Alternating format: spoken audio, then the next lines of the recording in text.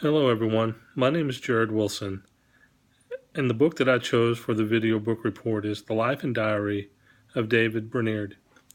This book is compiled from the personal diaries and journals of Brainerd's life, and it is put together as a biography. Jonathan Edwards wrote the preface to this book and has added additional content and commentary throughout the book as well. David Brainerd was born April the 20th, 1718, in Haddam, Connecticut. He was the sixth of 9 children born to his father Hezekiah Brainerd, Esquire, who was one of His Majesty's council for that colony, and his mother, Dorothy Hobart, who was the daughter of Reverend Jeremiah Hobart, who was a preacher in Haddam. David died October the 9th, 1747, at the age of 29, of tuberculosis in the home of Jonathan Edwards. David's life began just before the beginning of the Great Awakening. David faced a lot of trials and heartache. By the time he was 14, he had lost both his father and mother and some of his siblings. This had a dramatic effect on him in life because he often wrote of being sad and depressed many days. In 1737, Brainerd tried his hand at farming. And even though he found little reward in this, because he is often quoted as saying that he was continually longing for a liberal education. It was while he was on this farm that he committed to God to serve in the ministry. But it was also by his own confession and admission that David had not yet converted. It was this year that he spent and he read his Bible through twice and came to the realization that his efforts to come to God were in vain because he was trying to come on his own effort. In 1738, Brainerd left the farm and came back to Haddam to prepare for college at Yale. In Haddam, he stayed with Mr. Fisk, who was the pastor of the church in Haddam. It was here that we see where Brainerd struggled. It was in the areas of the sovereignty of God, the doctrine of original sin, and total depravity. In 1739, at the age of 21, that David finally had his divine encounter and conversion with God, and he details it greatly in his journals. It was shortly after this encounter and conversion that he entered Yale to begin his dream of a liberal education. He survived many struggles in his first year at college, like how difficult he found his studies and being picked on and bullied by others, and he really felt that there was a lack of spirituality on campus.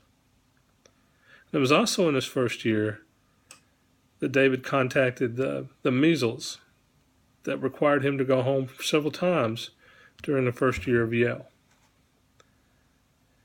In 1740, David Brainerd returned to Yale and found a better religious climate due to the Great Awakening and George Whitefield coming to campus. Not everything was better because some conflicts arose between some students and faculty. It was a private conversation between Brainerd and his friends about his opinion of a faculty member that led to his expulsion from Yale. This expulsion caused Brainerd a lot of heartache because he wanted his education to be able to enter the pastorate. In 1742, Brainerd was licensed to preach by the Association of Ministers of the Eastern District of Fairfield County, Connecticut. One particular minister by the name of Jonathan Dixon tried to get Brainerd reinstated at Yale, and after this failed, Dixon suggested that he should become a missionary to the Indians. On November the 25th, 1742, Brainerd was examined by correspondents of the Honourable Society in Scotland for propagating Christian knowledge to see if he was fitting to serve as a missionary. It was not long after that he was appointed to serve the Indians. For over 4 years, David Brainerd served amongst the Indians. and a lot was accomplished, and many Indians were converted to Christianity. In November 1746, after becoming too sick to stay and minister to the Indians, he left and traveled to the home of Jonathan Dixon. He stayed here for about 4 months, and then he traveled to the home of Jonathan Edwards, arriving on May the 8th, 1747.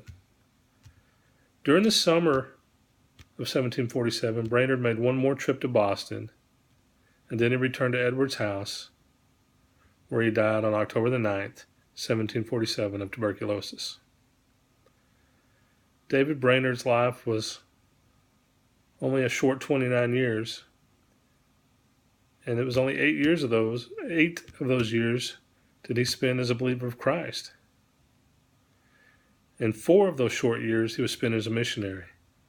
His life was very powerful because of all he experienced at a young age and the very good work he did amongst the Delaware Indians. He had a very profound impact on the prominent ministers of the awakening, from Jonathan Edwards to John Wesley, Henry Martin, William Carey, Robert Morrison, David Livingston, and many others. I personally thought this was a very good and inspiring book about one man's struggle to overcome his personal issues with doctrine to become a fully devoted leader in advancing the kingdom for Christ.